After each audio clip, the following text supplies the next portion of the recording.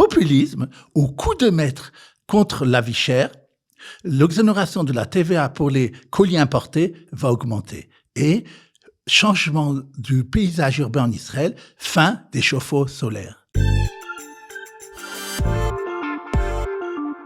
Ravi de retrouver notre économiste préféré, Daniel Guggenheim, docteur en économie, qui nous parle de ce qui a buzzé dans la presse israélienne cette semaine. Daniel Guggenheim, bonjour et bienvenue. Bonjour. Alors, on va commencer avec l'augmentation de l'exonération de la TVA sur des colis importés, genre Amazon, etc., etc. On ne va pas faire plus de pub que ça.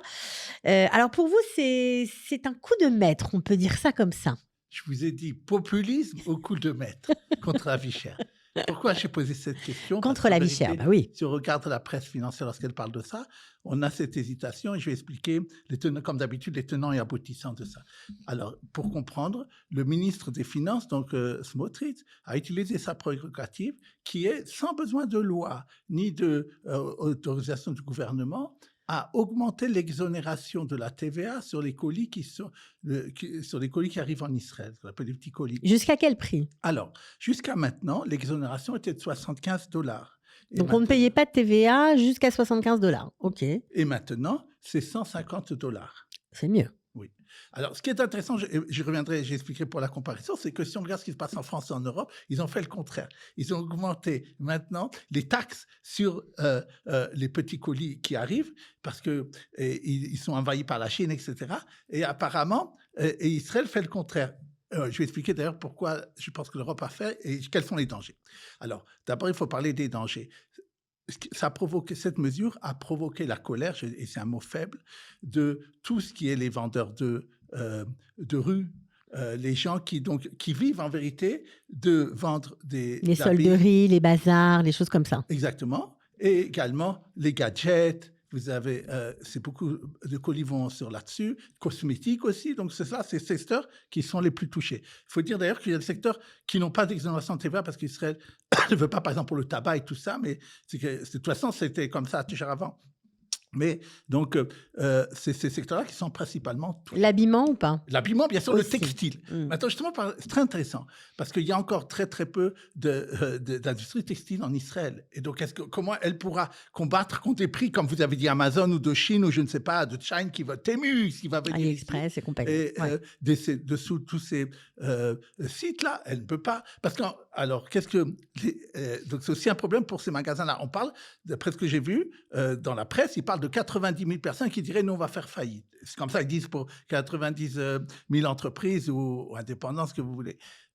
Donc, c'était pour faire peur au gouvernement. Maintenant, ce que j'ai vu, et ce qui sera sans doute la parole, parce que c'est arrivé en Europe, c'est que les entreprises israéliennes vont, surtout ceux qui construisent, par exemple, font du textile, vont aller à Chypre pour soit faire des entrepôts, soit délocaliser leur production, et ils diront, maintenant, c'est un produit, on est comme les autres, on est comme Chine, puisqu'on fait de l'autre côté. Donc, nous aussi, on sera exonérés. Nos clients ne paieront pas la TVA jusqu'à $150. Donc, et en vérité, et c'est ça aussi, il faut dire que le ministère des Finances, c'est-à-dire là-bas, les professionnels du ministère des Finances, l'équipe de Smotrich, étaient opposés à ces décisions. Ils voulaient même enlever l'exonération. Pourquoi? Parce c'est très cher à l'État. C'est 2 milliards de shekels de manque de recettes de l'État, il faut le savoir. Donc, c'est énorme. Et alors, et d'ailleurs, si on se rappelle, au début de l'année, on avait augmenté la TVA intérieure de 1%. J'avais parlé que ça avait énormément aidé pour les recettes de l'État. Alors, en fait, là, on se prive d'une partie de la TVA.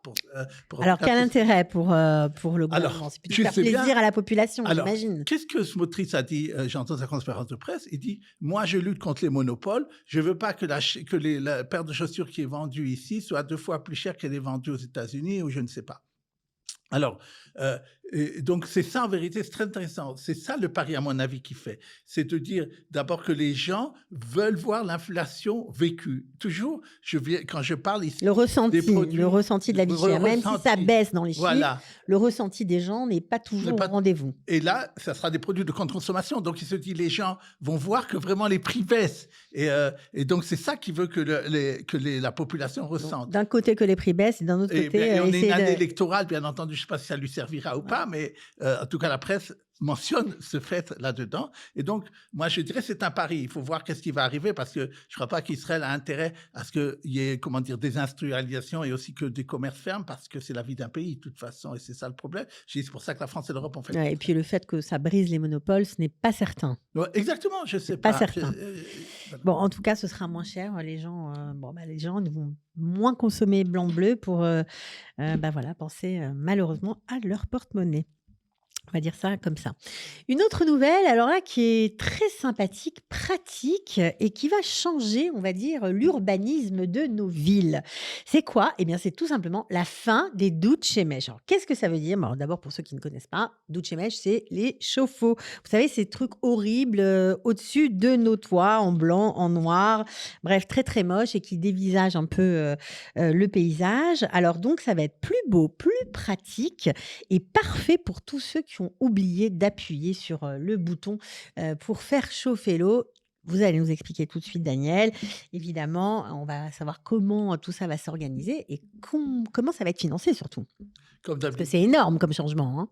Ça fait. Comme d'habitude, vous prenez de l'eau de la bouche, vous avez bien présenté le sujet. Il faut dire que depuis la fin des années 80, c'est une obligation pour les constructeurs qui faisaient de nouvelles maisons d'avoir justement d'avoir mis ces chauffe-eau solaires pour justement économiser la consommation d'électricité. En même temps, c'est vrai que c'est une super idée parce qu'on se chauffe grâce au soleil. C'est formidable. Le pays le plus avancé à ce sujet-là. Exact. 85% des ménages, d'après ce que j'ai vu, font chauffer l'eau par ce moyen-là que vous venez de dire. Maintenant, qu'est-ce qui s'est passé? Vous avez parlé de changement d'urbanisme et on en a parlé souvent aussi dans nos chroniques. Il y a un changement d'urbanisme au niveau de la hauteur des bâtiments. De plus en plus, on construit maintenant des bâtiments qui sont hauts. Et donc, ils ont remarqué qu'à partir déjà où il y a 15 étages, une grande partie des gens qui ne peuvent pas profiter de cette eau-là parce que chaque sol leur arrive. Et puis, il y a aussi le toit, il a une certaine place, comment dire, il y a une certaine superficie. Et donc ça marche plus si bien que ça. Donc, on ne peut pas mettre pour tout le monde de ça. Donc, il fallait trouver une autre solution. Alors, c'est quoi cette autre solution? Ça sera des appareils futuristes. J'ai vu les images. Ça sera donc comme des aspirateurs de chaleur qui la gardera d'ailleurs et qui ressemblera un peu sur les airs conditionnés, pas les appareils anciens, les beaux, ça sera très, très, très, très beau. Les beaux climatiseurs. Les beaux climatiseurs, si vous voulez. Et ça résoudra ce problème. Ça fera baisser donc pour tout le monde à terme leur facture d'électricité. Et maintenant, effectivement, ça coûtera plus cher pour les promoteurs pour construire un appartement de ce genre. Ils ont calculé 4 500 shekels en plus par appartement. Mais le gouvernement se dit qu'en 6 ans, maximum 6 ans, celui qui habite là-bas, il aura récupéré son investissement de 4 500 shekels. Maintenant, vous avez posé une bonne question, comment ils veulent financer ça? D'abord, la loi, d'après ce que c'est le ministère de l'Énergie qui a lancé ça et qui a annoncé ça au journal, ils veulent faire une loi comme ça pour 2027. Mais ils veulent déjà qu'en 2026, on utilise le fonds de la richesse, le fonds dont on a parlé du gaz, que Israël a énormément d'argent maintenant grâce au gaz. Grâce à l'exportation du gaz. Et on a ce qu'on appelle un fonds de richesse qui fait justement pour ces choses-là, pour la transition écologique, pour les besoins sociaux, mais aussi pour la transition écologique. Et donc, ils veulent pouvoir prendre un peu de cet argent pour subventionner les promoteurs qui accepteraient dès maintenant, l'année prochaine, de faire ces appareils futuristes sur les toits. Ouais, et ce qui est génial, c'est que ce sera automatique. On appuiera, Voilà, on ouvrira le robinet et ce sera chaud. Même si on est parti 3 jours ou 3 heures, qu'on a oublié le soir, on rentre, on veut prendre sa douche chaude. C'est pas possible parce qu'on n'a pas allumé le douche-mèche. Là, ce sera automatique, comme avec le gaz. Et surtout, ce que vous avez raison de dire, parce qu'il y a des jours où c'est l'hiver, où il fait très froid. Et alors à ce moment-là, on est obligé de le faire, par manière. Et là, même quand il fera très froid, tout le monde pourra se chauffer de cette façon. Extraordinaire. Bon, moi, j'ai beaucoup aimé cette nouvelle. Je la trouve super. On continue avec une autre nouvelle. Alors là, c'est plutôt pour les locataires. On sait, les locataires en Israël sont un peu les parents pauvres de l'immobilier. Ils sont souvent maltraités par les propriétaires. Et cette fois-ci, ils ont eu gain de cause dans une affaire, on va dire, où il y a un propriétaire français qui a été impliqué. Qu'est-ce qu'on va faire? C'est comme ça, c'est la vie. Racontez-nous, Daniel. Tout à fait, c'est une décision de justice, donc c'est quelque chose de définitif. Et comme vous l'avez dit, je voulais en parler pour montrer que les locataires qui sont souvent maltraités en Israël, dont la position est très faible, ont quand même des possibilités de se défendre. Et je vais expliquer de quoi il s'agit. Donc, il faut signer un bon contrat de location déjà pour commencer, puisque c'est la base. Bien entendu. Et il faut surtout ce qu'on va voir, que le propriétaire respecte les clauses Bien du sûr. contrat. Alors, de quoi il s'agissait? Donc, comme vous l'avez dit, un propriétaire français avait un appartement rue Frischmann à Tel Aviv, c'est au centre de Tel Aviv, et il l'a loué à une famille de Olim d'Italie pour 16 000 shekels par mois. Un grand appartement avec aussi une terrasse et donc il pouvait aller là-bas. Maintenant, qu'est-ce qui s'est passé? Ce locataire a dit, pendant le temps où j'étais là-bas, il y a eu des travaux dans l'immeuble. Et ces travaux-là, d'abord, il y a eu un bruit fou et moi, je ne le savais pas Bien sûr. quand j'ai fait cette interlocution. Personne ne m'a dit, non plus l'agent immobilier par lequel je suis passé pour louer ça. Donc, je n'ai pas été du tout prévenu.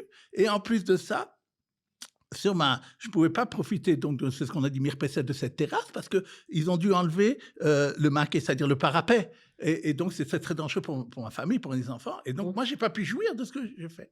Et donc, je demande qu'on me rétribue, Rembourse. qu'on me rembourse. Alors, quelle a été la décision de justice? Tu vas rembourser la moitié de la location. Du loyer, waouh. C'était 80 000 shekels. Énorme. Parce qu'il n'a pas pu jouir comme sa jouissance n'était que de moitié d'après le juge. Et en plus, tu avais pris le dépôt. Vous savez, et normalement, il faut faire un dépôt de garantie. De garantie. Et il l'avait pris parce qu'il a dit que le locataire avait fait des dégâts sur le parquet, etc. Et il lui a dit, le juge, maintenant, celui qui était toujours en face, au milieu de vous, c'était l'agent immobilier.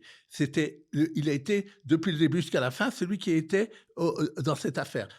Il n'a pas prévenu donc le locataire dans ce qu'il devait faire pour les travaux qu'il devait. Et deuxièmement, tu l'as pas mis ici en justice pour dire oui, j'ai constaté effectivement que les locataires n'ont pas laissé les choses comme il faut. Et donc il a dit à cause de ça, je te demande de rembourser 105 000 shekels, 80 000 shekels plus les 25 000 shekels Du dépôt de garantie.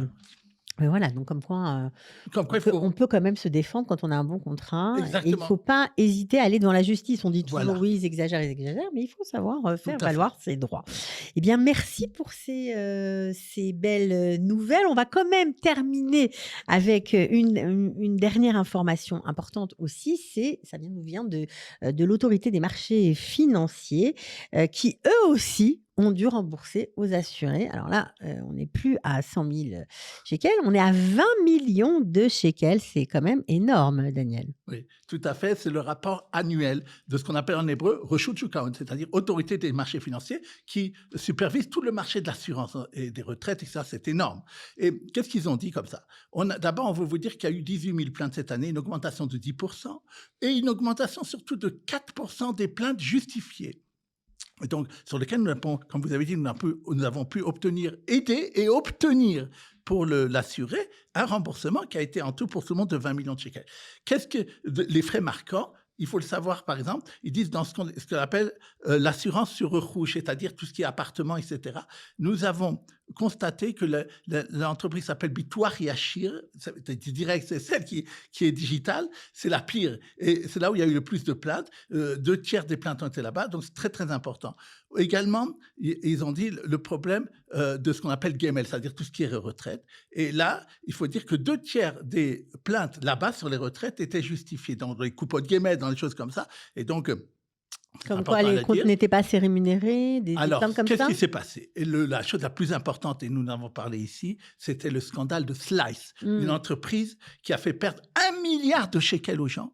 C'est des dizaines de milliers de personnes qui sont de conditions faibles, qui ont été appâtées à qui on va vous prêter de l'argent au fond en conséquence de votre retraite, et ça, vous à la banque, vous ne pourrez pas avoir des prêts, nous on va pouvoir le faire. Ils ont été appâtés comme ça. Et donc, ça a été une grosse affaire, c'est pas terminé. Et d'ailleurs, même maintenant, cette semaine, l'autorité des marchés financiers a annoncé que 7 assureurs vont être radiés à vie pour avoir appâté des abus et voilà et user et abuser de la confiance des gens. Bon, alors, mais voilà, c'est Israël, on n'est pas du tout une république bananière. Les gens disent n'importe quoi. Formidable. Vous êtes mon porte-parole. Voilà, vous m'avez converti, Daniel. En tout cas, merci beaucoup pour ces infos et on se retrouve bien sûr la semaine prochaine.